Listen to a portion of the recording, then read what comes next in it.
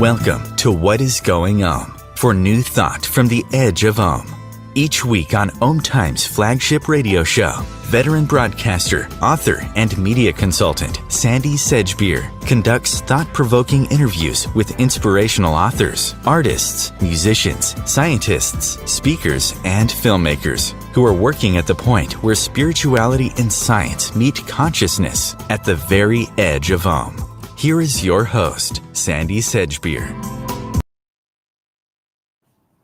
Hello, with me today to share how we can transform our relationship with our body, mind, and emotions and alleviate pain, insomnia, depression, and numerous other ailments by learning to think electrically is pioneering researcher in sound healing therapy, Eileen Day McKusick, MA, who spent more than 20 years exploring and mapping the human biofield and is the award-winning author of the books Tuning the Human Biofield, Healing with Vibrational Sound Therapy, and Electric Body, Electric Health. Eileen McKusick, welcome. Hi, Sandie.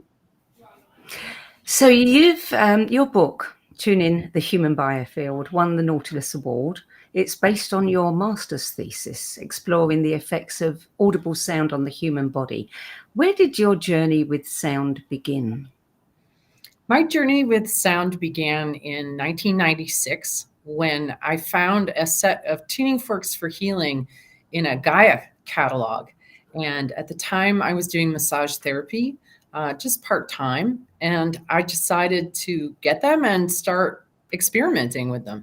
And almost 29 years later, I'm still experimenting with them. So what was your first experience with them? Well, the tuning forks really surprised me. And actually, I would say that they continue to surprise me, which is part of the reason why I've still been using them.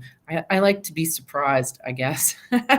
And so I remember very distinctly one of my massage clients, one of the first people that I used them with. Now, I had no idea what I was doing. They came with very simple instructions. It was the C major scale as related to the chakras, and said use C on the root, D on the sacral, E on the solar, and so on. So I just started activating them and moving them around people's bodies. And I had a gentleman who came to see me because he had a very sore shoulder. And I asked him if he was willing to be a guinea pig. And I held the tuning fork over his shoulder and the tone went very sharp. And then I held it over his other shoulder and it sounded normal.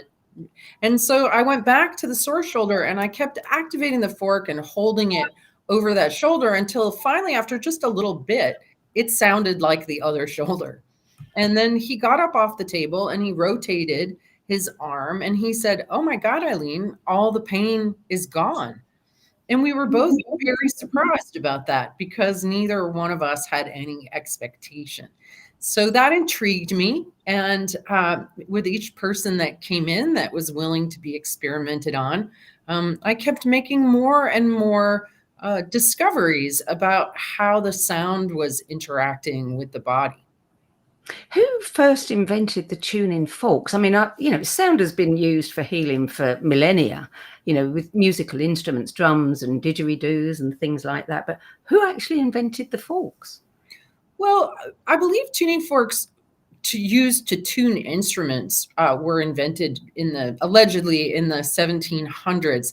Although apparently there have been things that are tuning fork-like discovered in ancient Egypt. So who knows how long they've really been around. However, there are three gentlemen in the 70s and 80s, Fabian Maman, Jonathan Goldman, and John Beaulieu, all were using tuning forks before I got a hold of them. And they have all developed their own approaches with them. Mm. Wow. So you discovered that the human biofield contains a very specific anatomy and physiology, which can be successfully modulated with them. How did you discover that? Was it just by observation, practicing with different clients and seeing the difference it made? Yeah, it was really kind of a blind fumble in the dark with momentary flashes of illumination that started to reveal patterns. So it was really kind of a process of pattern recognition over the course of a number of years when I discovered that, just like our inside anatomy is pretty much the same from person to person, that the atmosphere around the body actually had anatomy and physiology. It's like this terrain kind of hidden in plain view. And I was using the tuning forks like echolocation, bouncing sound off the body. And then after 10 years of doing that, I accidentally discovered that there was stuff going on in the atmosphere around the body. And so it was really a process of sounding into and then listening to the pingback, just like ultrasound gives us a picture of what we cannot see. The tuning forks kind of revealed the same thing, the texture and patterning in the field around the body. And this led to what I call the biofield anatomy map. So how did you actually create that? Was that, again, through observation and just noticing if this person's got this kind of problem, and if I press there, this is what's going to happen? Yeah. It was, just sort of something like I had a lot of people would come in and they would have right hip pain.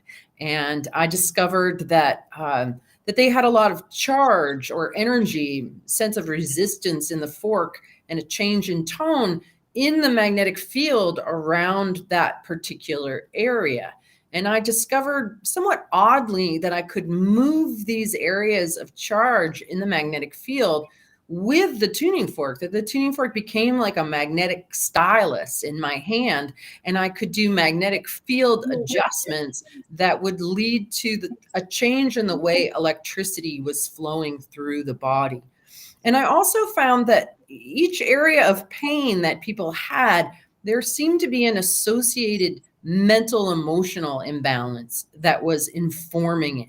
So, for example, very often people with right hip issues, sciatica, right hip pain, have a tendency to overdo and overthink, to project themselves into the future, to run to-do lists, to have sort of an inner taskmaster. And so they're not resting in the present moment. They're pushing themselves out in front of themselves in this kind of busy way. And when our magnetic field, our mind, our emotions go out of balance, it pulls the body with it. And so I discovered that I could, in adjusting the magnetic field, it was sort of like adjusting someone's mind. And then I would give them some coaching around the importance of staying in the present moment, checking their thoughts when they had a twinge or a flare up, like what was your mind doing? And then bringing themselves back into the now.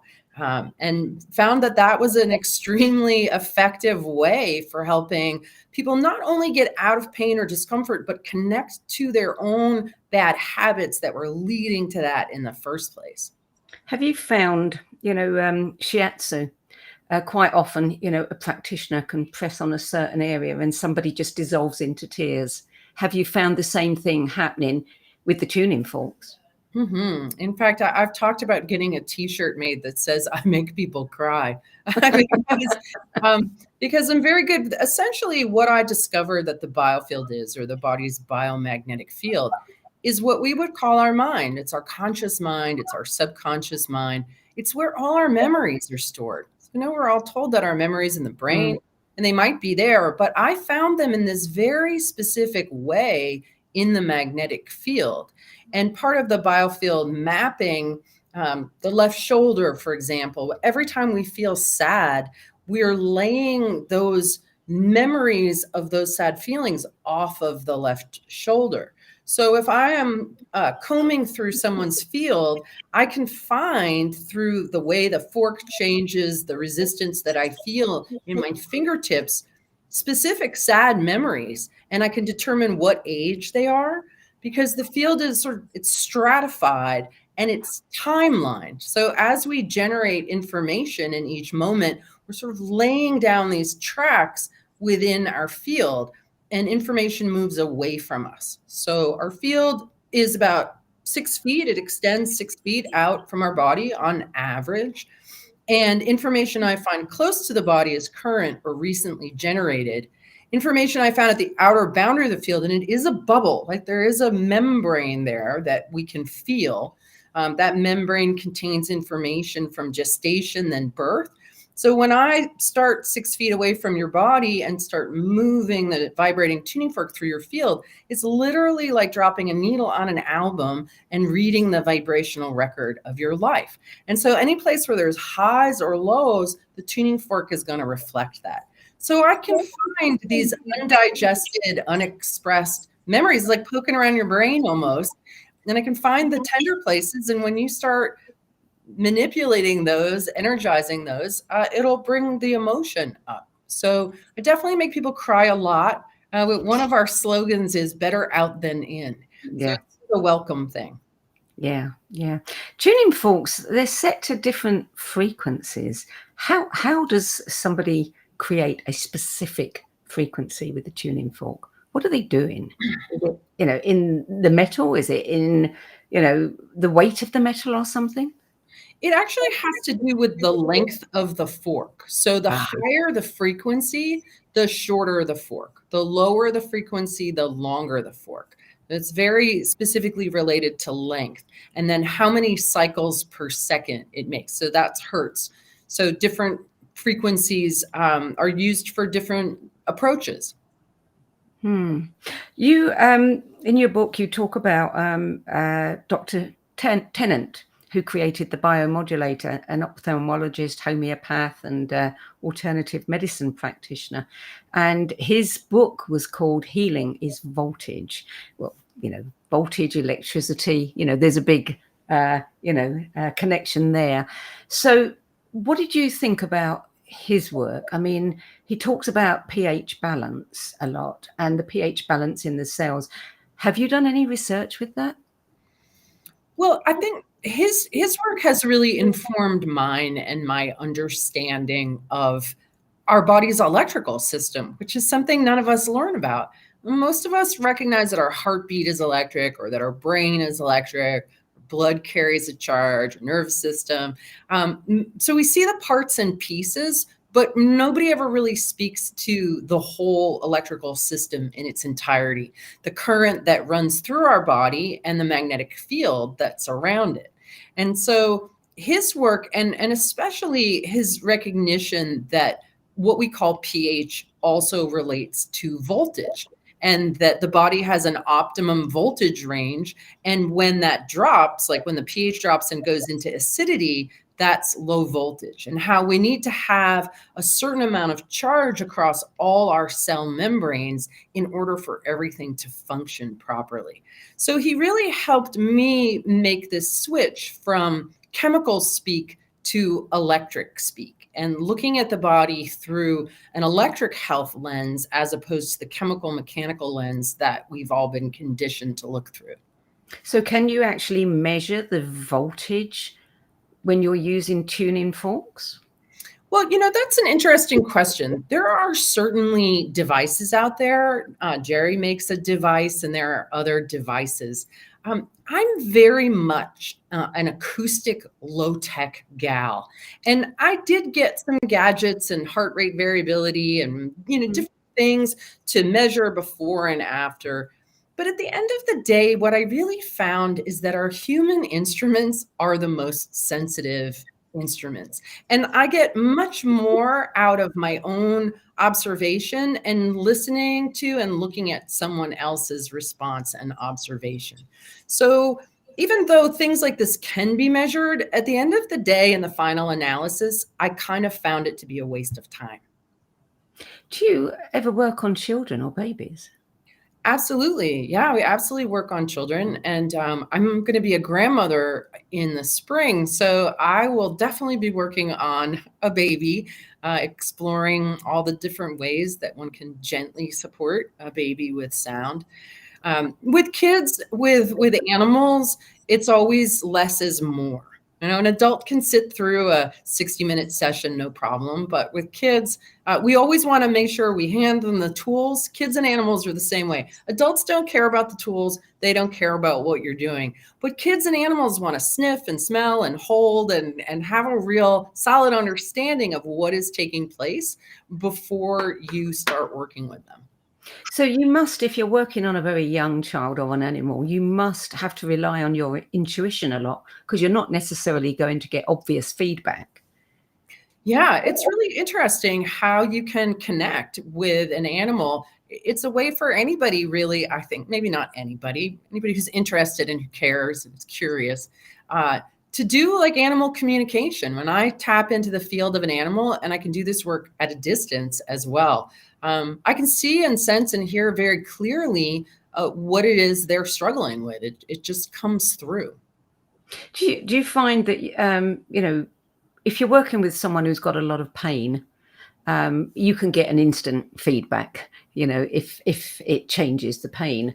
If you're working with someone in insomnia, then you've got to wait for feedback. Do you find that, different clients report different things and that it is easier to work with someone when you're getting instant feedback? Well, everybody's different, right? I think this is one of the great big lessons for me in this work is everyone is different. Every session with everyone is different. You never really know how things are going to land. Like most approaches, it's great for many things, but isn't an end all be all fix all for everything. I would say at a very fundamental level, what my work with the tuning forks does is it relaxes subconscious tension that people are holding. And I've really come to the conclusion that just about every ailment that we can suffer from is a consequence of some kind of pattern of tension in the body that's stopping the body from being able to fix itself like it's designed to do. Insomnia is just a kind of tension and rhythms that are running too high and too fast.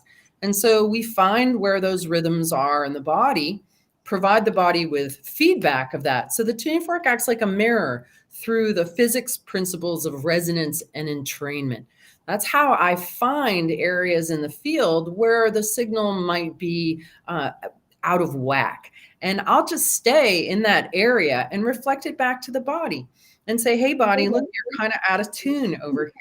So just like when we see ourselves in a mirror, maybe if we haven't in a while and our hair is a mess and we have seed in our teeth, our first instinct is to bring ourselves back into order.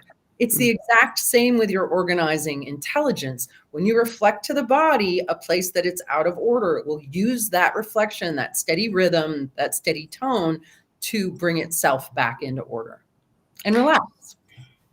So this new baby, has it occurred to you to, I don't know, is it your son or your daughter that's having the child? It's my son and his girlfriend. Oh, okay. So have you asked his girlfriend whether you could be there at the birth and use your forks to support her?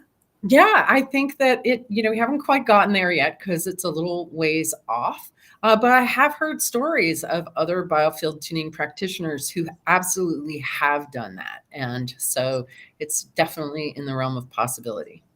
So what is the most unusual use of tuning forks that you've come across? The most unusual? That's a good question. Well, what's coming to mind is I recently saw a video of one of our practitioners working with horses.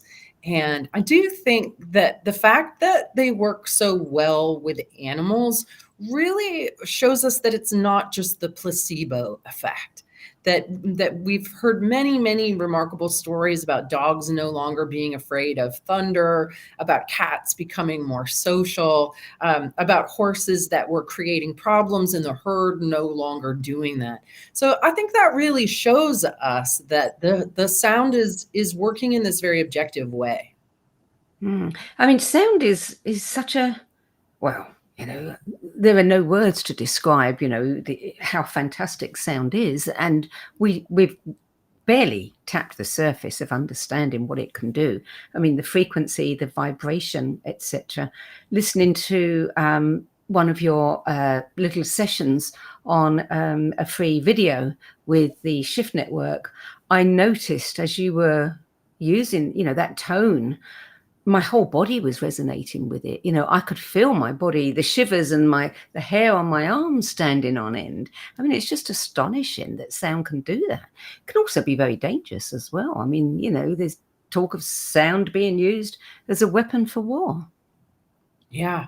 When I was doing research for my master's thesis back in 2010 and 11, I was really surprised at the lack of research on therapeutic sound. Certainly, there was plenty about music, but when it came to sound frequencies, to audible sound frequencies, there was very, very little. And I realized in hindsight that a lot of the research on sound and frequencies had been being done by DARPA and the Department of Defense in order to use them for evil instead of for good. Like you said, there's a lot of sound weapons, frequency weapons, and a kind of hiding the power of sound and frequency from us, or getting it in people's heads that it's pseudoscientific or woo-woo in some way. So we just dismiss it. Yeah. I mean, we all know the famous one, an opera singer's voice can shatter a glass. I remember reading many years ago about somebody who had noticed they got a headache in their attic room, a French guy, I think it was, and he put his ear to the wall and he could hear this hum. And then after that, he started doing experiments with sound because that it can actually give you a headache is quite something. And it can take it away too. And it can take it away. Yeah. And that's the problem, isn't it? I mean, there's good and I first came across, and got fascinated by sound reading about Jeffrey Thompson's work 25 years ago. And the thought that, he could, play these sounds on a therapy bed and somebody's body, the bones could actually start moving was just, wow, that was mind-boggling. What else do you think we could use it for?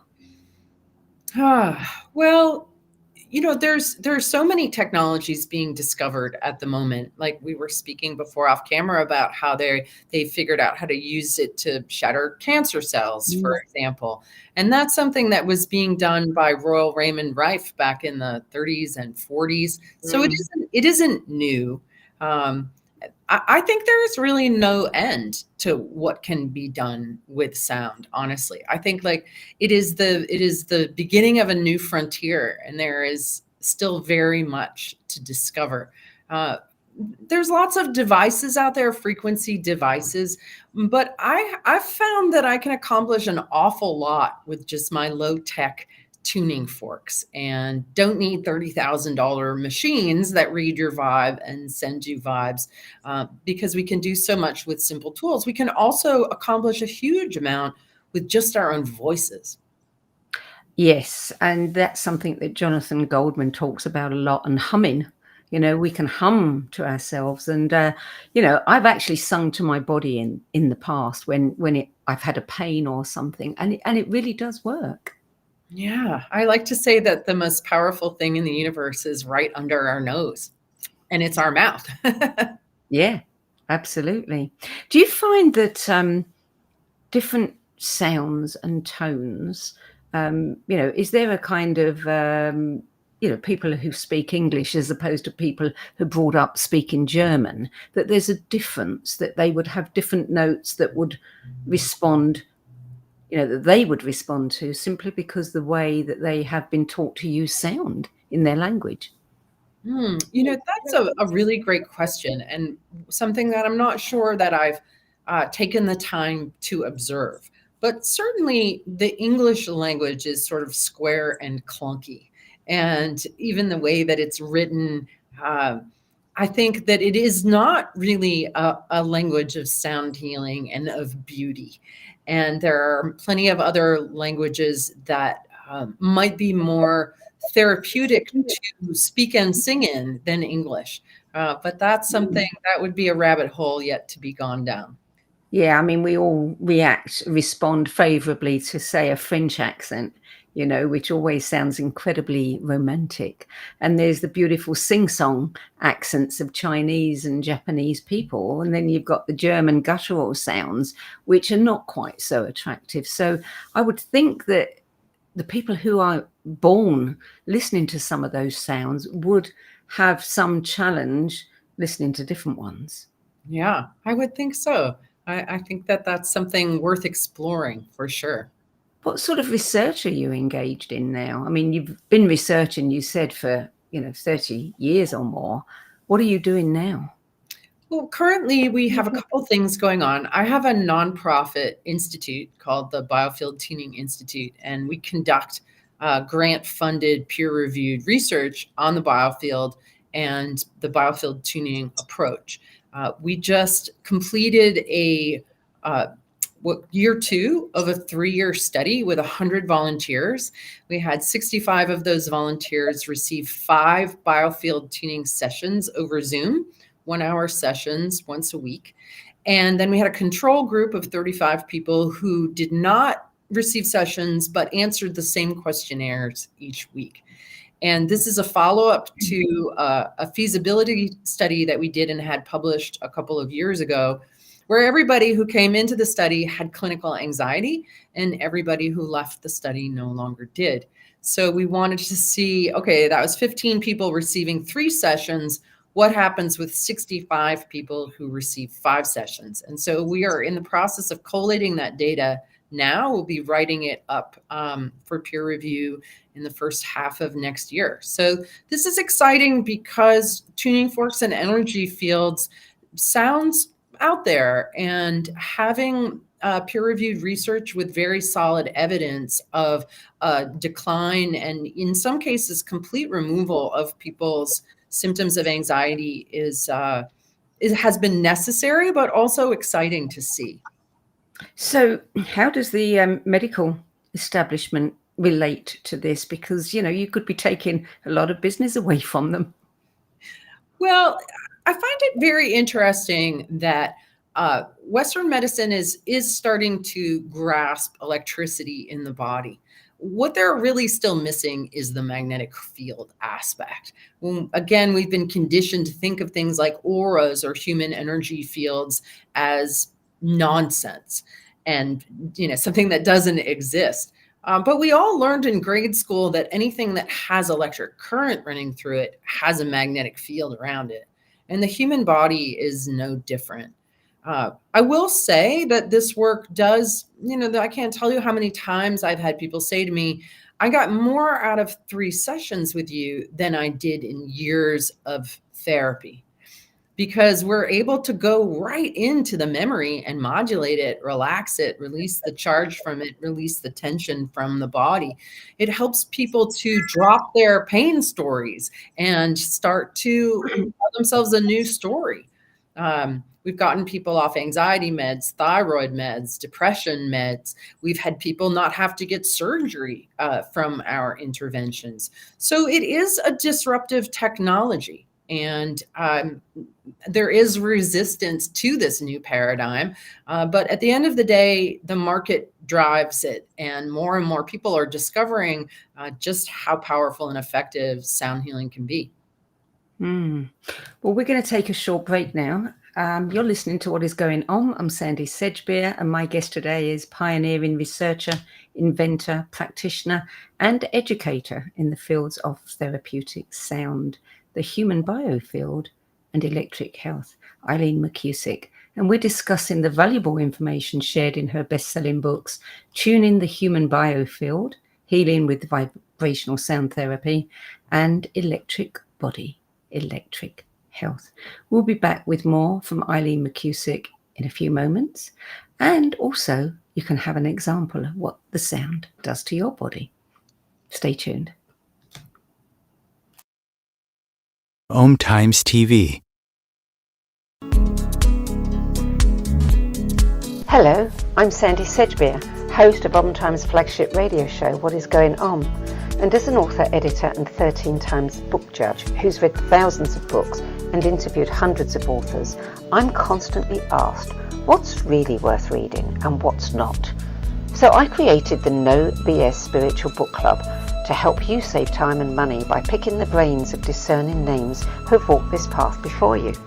There's no catch, no fees, and no BS. Just an ever-growing library of 10 best spiritual book lists from some of your favourite authors and teachers, plus free book excerpts, audios and video interviews with people like Don Miguel Ruiz Jr., David G., Lee Harris, Mark Nepo and more.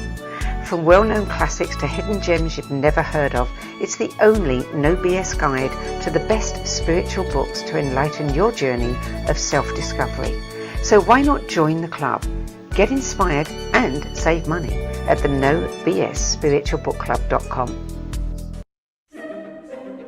Imagine becoming a super influencer. Reinvent yourself, invest in your brand, and then manifest your success with a robust spheric approach. Om Times Media and Broadcasting offers a unique and multifaceted way to become the spiritual and conscious influencer you deserve to be by putting your message across our powerful platform with its proven record of integrity and excellence.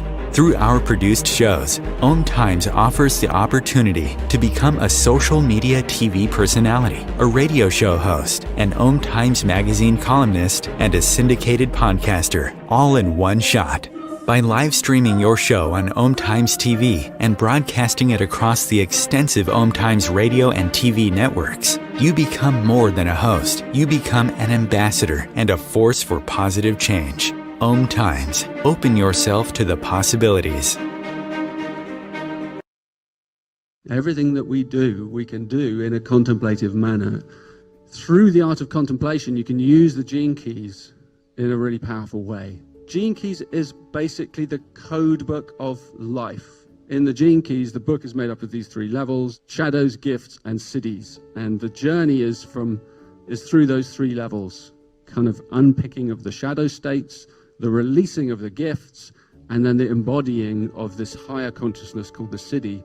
And the siddhis are very exalted words. And it's not like we kind of suddenly are all these exalted Christ-like beings, but we have flashes and illuminations along the journey. And the more we get stuck into the journey, the more illumination comes to us, because the more we're releasing the light from in these codes inside our DNA. So all those revelations are inside us. So the contemplative way is the inner way.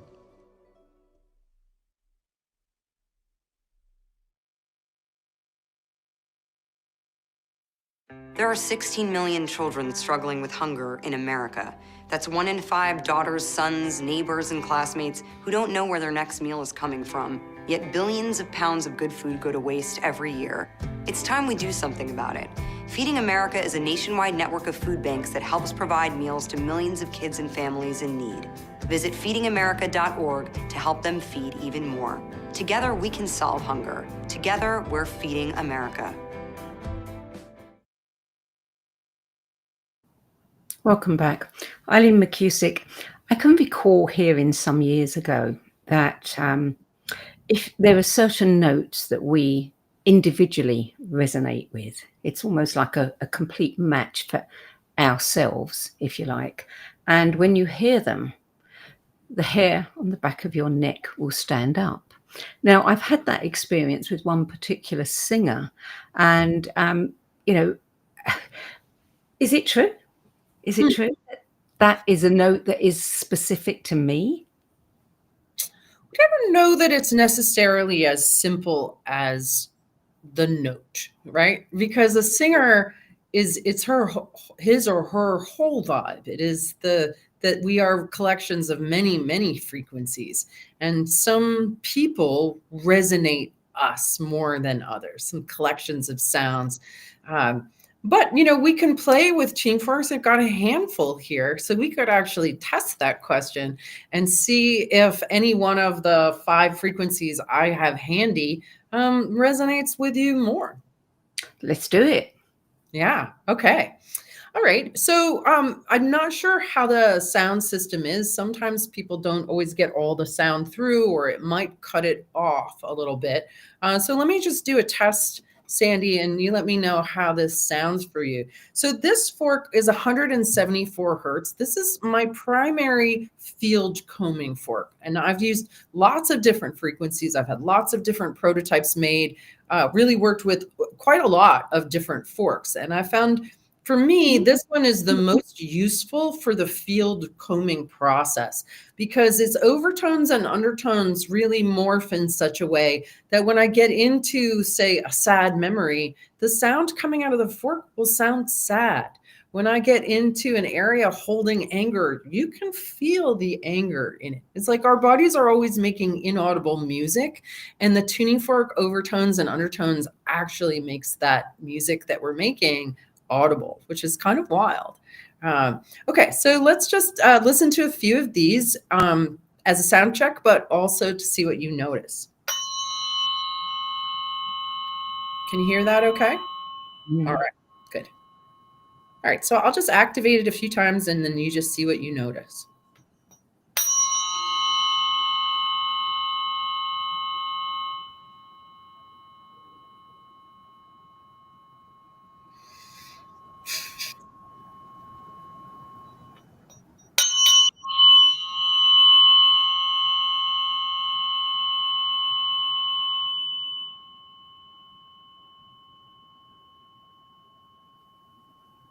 I noticed my breathing changed. I felt that. Yeah. Yeah, it got a little wider, right? Yeah. Almost and a little bit faster and deeper. Yep, deeper. Right, because it's going to show you in your body where you're holding tension and then immediately start to work to release that tension. And I would say at the end of the day, so much of our health is related to our breath and how full and free and light and grateful and easy our breath is. Because most of our life force in the electric health model comes from breath. You go weeks without food, days without liquid. You can only go a few minutes without breath. And that's because we are breathing in a plasma or electrified atmosphere. Why blood becomes bright red is because it has light in it. And it's that light, that electric light that's getting dropped off at your cells. When we talk about Jerry Tennant's, you need a certain amount of charge across your cell membrane. Most of that charge is coming from your breath. So anything that we do to relax tension that's constricting the breath is helping our inner battery to get stronger. Yeah. So that's the 174. And then here's the 144. This is another fork that I used for field combing. It's a little more dramatic than the other one. So let's see what we notice with this one.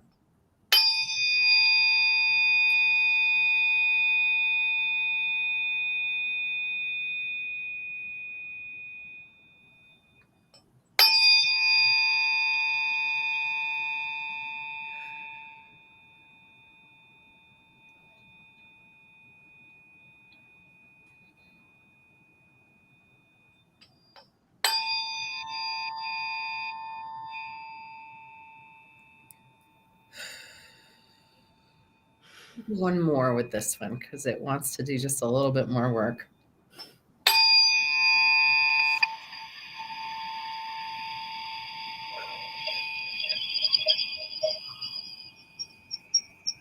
Good. What do you notice with that one, Sandie? It's difficult to articulate, but it almost as if I felt something loosening. That's the only way I can describe it. I can't pinpoint it. Yeah. I think that what I found, I created the 144 during COVID because what I found was that even if people, they themselves weren't in fear, there was so much fear in the collective. And this creates a kind of hunkering down and pulling in and a little shaking. And I was having a hard time getting through that with my 174. I was like, I need a bigger gun. And so I created the 144 with that intention.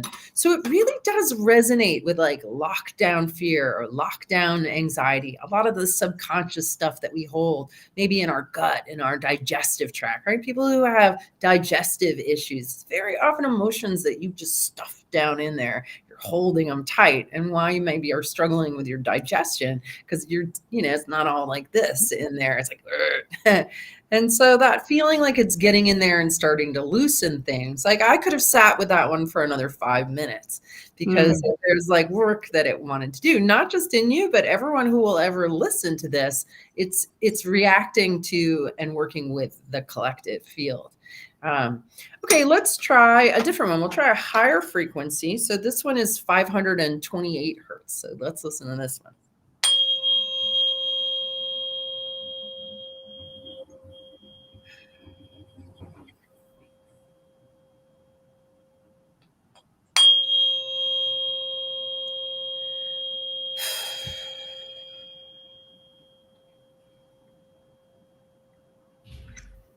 One more.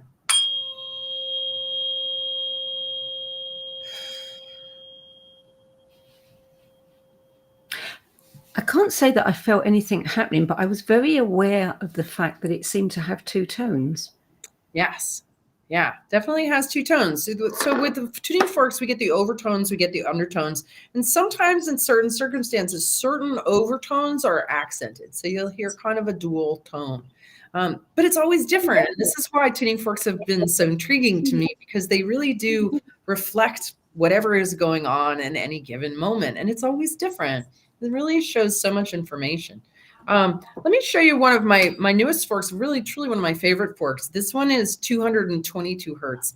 And all my other forks are what I call working forks. They want to get in the field. They want to find what's wrong. They want to help it to sort out. This fork is like the friend that comes over when you're having a bad day. It doesn't try to fix you, just loves you just the way you are. So this is not a working fork so much. It's like a fork of being. It's kind of like a bell. It's a great meditation aid to just sit with, because it brings you into one pointed focus and also informs you with its coherence. It's better than sitting by yourself, just trying to be quiet. So let's listen to that.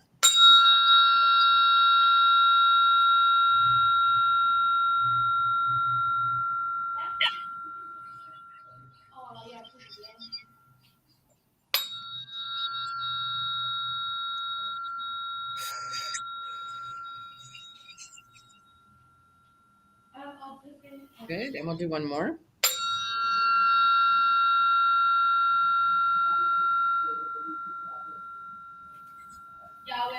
Good. It's interesting how you can hear it differently in each ear.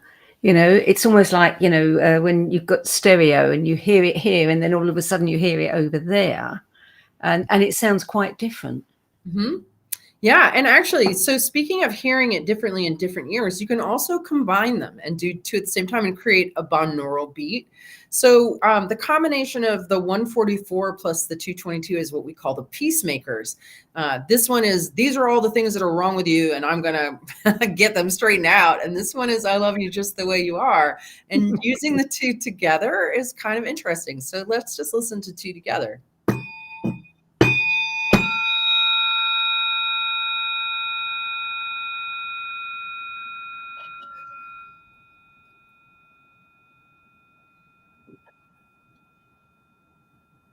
And I'll do one more of those.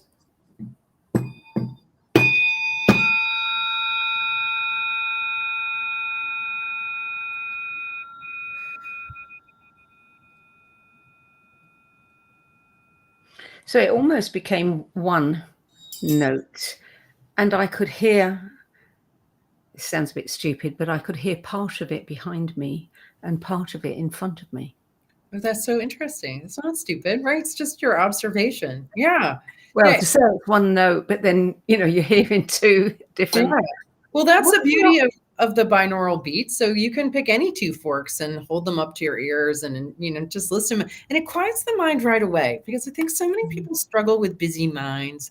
And so this is such an easy way to quiet the mind and inform your body with coherent energy. It's very simple. So what about working with people who can't hear?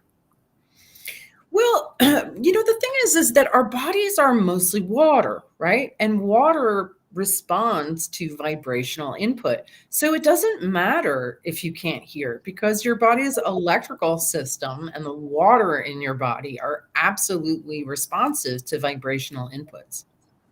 You know, we forget, don't we, how much. I can remember being in an airport a few years ago, and the noise, you know, the tannoy, the flights being announced, the music, different music in different restaurants blaring out. And I became acutely aware of the noise. And it made me think about how we used to live.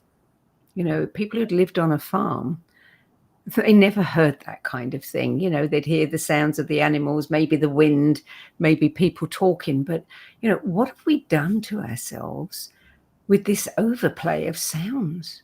Yeah. Leaf blowers, lawnmowers on weekends. And never mind all the sounds that we can't hear. You know, even things like windmills create ultrasonic and infrasonic frequencies that do impact people. So there is a tremendous amount of noise pollution in the world. and it causes stress. Well, I used to own a busy restaurant, and there'd be compressors and dishwashers and customers and cash registers and machines. And then every once in a while, the power would go out, and we would all go, whew, because we didn't realize all the subconscious tension that we were holding against the fluorescent lights and the sounds and the noises. And when it all went away, you're like, ah, right? Yeah. So it definitely creates a lot of stress and tension, and it's ubiquitous in the world today. Yeah. Yeah. Sometimes I'll go to the movies and the sound will be so loud that it's painful. Yeah. And I have to sit there and close my ears because it hurts. Yeah, there's so much sound that really is unnecessary. And we are being informed by it the whole time. Absolutely. How do you teach people to do this? I mean, I know you train practitioners, but is this something that I could do for myself? It's really interesting. I started teaching my first students back in 2010. And one of my brothers said to me, he's like, can you teach other people to do what you do? Because I'd been doing it for 14 years and I was the only person who was doing it. And I said, well, I don't know. We're about to find out. And I was truly amazed that everyone picked it up relatively quickly, because you don't have to be psychic or really anything. In fact, I call my practitioners technicians, that it's really just your job to comb through the field until you feel a sense of resistance and you feel the vibration change in your fingertips. And then all you have to do is stay there and let the body sort itself out. Once the body has organized itself, released the tension it was holding, then you just move along to the next spot. And if you want to know what the memories are, you can plot them on the biofield anatomy map. And you can say, okay, according to the biofield anatomy map, this memory is around 10 years old and it's in the zone that relates to your mother. and people, if they want to talk about that experience, because they'll very often remember, like, oh, that was when my mother left us, they can talk about it, and all we do is witness. We just provide a container to listen. If they don't want to talk about it, the body still sorts itself out, and we're able. That's really sort of like combing through tangled hair. That very often our wiring just kind of ends up tangled, and that causes our overall voltage to drop because there's so much resistance in the flow of the signal. And so as we help people to relax, their overall voltage goes up. So it is not hard to do. Once you understand what that tension is and what that feeling is, you pick it up right away. It's a very, very simple practice. And people can do it on themselves as well, which is kind of interesting. And the way that we invite people to learn to do it on themselves is the same way that we do this work at a distance. So I know it sounds like tuning fork healing at a distance sounds like ridiculous. I certainly felt that way. People asked me for years if I could do it at a distance. And I always said no, until I tried it and discovered that same pattern of information and energy that shows up around people when they're on my table showed up around an empty table, somewhat amazingly, right? So we can do it that way as well. So this is something that lends itself as a collaborative therapy in many ways. You could see a psychologist using this to loosen somebody up, and it's great to be able to say, well, what about your mother? There's something coming up here, and just be able to guide people. And it would be great in kinesiology as well. Yeah, what's beautiful about this approach is that it links with all different kinds of therapies really well. We have doctors, holistic nurses, chiropractors, osteopaths, psychotherapists, counselors, coaches, massage therapists. Really, many people can figure out a way to take this approach and blend it into what they're already doing. It's very versatile. Very versatile. I noticed on your website that you've got a lot of free audio downloads for different ailments. How are you creating those? Is it from the body map that you've worked out there's particular tones that the thyroid or the hip or the spine resonates with? It's not so much about the tones. I know people are often looking for magic frequencies that will fix this. What's the frequency for depression? In our model, it doesn't really work that way. We know where the area in the biofield is that when someone is depressed, that energy piles up. It's off the left shoulder. And so and it's like almost like, heavy clouds. When we talk about wet blankets or being under the weather, it's like a low pressure system in our atmosphere sitting there, and we'll come in and bust that area up and get energy moving. So it's not giving us that feeling. So there may be magical frequencies that do magical things, but that's not how our work works. We really do work with the map and locating tonal patterns in specific areas. I might pull out the 174 first, and then maybe some 144, and then a little 528. So, I'm mixing it up based on what I'm encountering. So some of those are a consequence of me field combing through a hologram and doing an adjustment that way. Some are just me tuning in and listening. Like there's a couple sessions on the mitochondria. And in those, all I'm doing is tuning into the mitochondria in my mind's eye and just activating the fork over and over again in relationship to what is going on there. So they're all a little bit different. We have a very big library of all different kinds of things that are interesting. Like we have a psoas release series, and the psoas muscle goes from the low back through the hips to the top of the thigh. Very often is a muscle that's short and tight and difficult to stretch. And you listen to these 3 1-hour recordings and your whole psoas muscles just kind of melt and elongate and soften. Kind of odd, but very helpful. Another series we have is an adrenal reset series, because a lot of people have adrenal exhaustion. And that's one of me combing through the field of the hologram, finding the adrenal rhythm that's too high and too fast, and inviting it to become self-aware and reset itself. So it's a very different approach than like going to a holistic doctor and getting a whole bunch of supplements pushed at you. Because ultimately, everything in your body is rhythmic. And if everything is at its right rhythm and working well together, then you're going to experience regulation and health. But many of us have things are too fast, too high, too low, too slow. But we're all designed to be in harmony. That's our factory setting. And humans ultimately are self-tuning instruments. And all we have to do is have a reflection of where we're out of tune and something to support us getting back in, and the body goes there, which is really kind of amazing. Do you ever use other instruments, or is it only tuning forks? I use voice as well. I use voice, and I encourage people to use their voice. Like if I'm working with someone who has heavy energy in their heart, I might take a weighted tuning fork like this. I know your listeners can't see it, but it's a tuning fork that has barrels on the end. And what those do is they drive the sound into the body.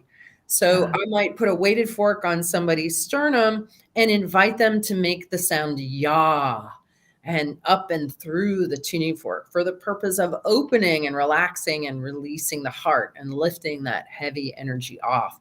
So the combination of the voice from within and the tuning forks from without really helps to open and release and relax in a beautiful way. I've noticed that people don't whistle anymore. People used to whistle in the street when they were happy, or they'd be singing to themselves. We don't tend to. It's funny because we make a lot of noise in public talking on our phone when we think nobody around us is listening and everybody can hear, but we don't allow ourselves to make noises that actually benefit us and those around us. Yeah, I agree. I think that's for a number of reasons. I think a lot of people have very overactive minds. And I think a lot of people don't have the free and easy spirit that gives rise to whistling, that gives rise to humming. We're fairly embattled, embittered, and stressed in our culture. And something as simple as humming can be very helpful. In the model that I work with called the sonic anatomy, humming is resonates the bones. And so you can take a hum and move it all around in your body and resonate your bones, and that will increase your energy level. And it's so simple and so easy. Yeah. Well, we're almost out of time now. Have you got any courses coming up? Have I got courses coming up? Well, it's sort of ongoing courses with Biofield Tuning certification. We have a 2-part certification program. If people are interested in learning more about that. I teach a course called Sing the Body Electric, where we explore the 42 different tones of the sonic anatomy. That's at singthebodyelectric.com. You can learn about that. And I go to a lot of different events during the year. So you can check out my events page at biofieldtuning.com and see what else is coming up. Thank you so much for being with us today, Eileen. It's been a really instructive. Nice. Thank you so much, Sandie. It's been a pleasure to speak with you. So, Electric Body, Electric Health by Eileen McKusick is published by St. Martin's Essentials. And for more information about her books, events, sound therapy sessions, both free and those that are available for purchase, you can visit her website at biofieldtuning.com. And what was the other one? Sing Your Body Electric? Sing the Body Electric. Thebodyelectric.com. I'll check that one out. That's it for this week. I'm Sandie Sedgbeer. I'll be back at the same time next week with another edition of What Is Going On. Till then, it's goodbye from me, and thank you, Eileen McKusick.